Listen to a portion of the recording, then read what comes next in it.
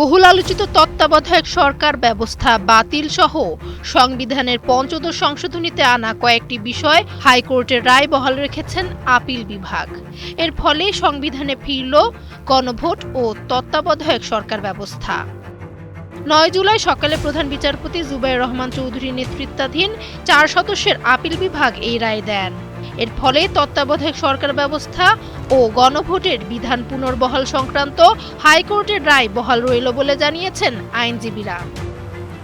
পঞ্চদশ সংশোধনী নিয়ে হাইকোর্টের রায়ের বিরুদ্ধে ৩টি আপিল হয়। সুশাসনের জন্য নাগরিক সম্পাদক বদিউল আলম মজুমদার সহ ৪ ব্যক্তি একটি এবং নওগাঁর বাসিন্দা মোহাম্মদ মুফাজ্জল হোসেন পৃথক আপিল করেন। এছাড়া জামায়াতে ইসলামী সেক্রেটারি জেনারেল মিয়া গোলাম পরওয়ার একটি আপিল করেন।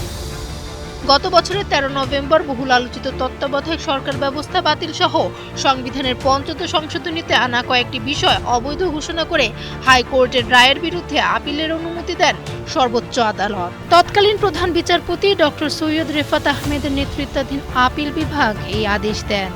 এক ব্রিফিংয়ে ৮ জুলাই অ্যাটর্নি জেনারেল মোহাম্মদ রুহুল কুদ্দুস কাজল বলেছিলেন, পঞ্চদশ সংশোধনীর মাধ্যমে মূলত দেশের সংবিধানের আমূল পরিবর্তন করা হয়েছিল। এই পরিবর্তনের সঙ্গে মানুষের বাকস্বাধীনতা, গণতন্ত্র, আগামী দিনের অগ্রযাত্রা, দেশের অগ্রযাত্রা, গণতন্ত্রের অভিযাত্রা সবকিছুই বাধাগ্রস্ত ছিল। ডেস্ক রিপোর্ট, সময়ের আলো।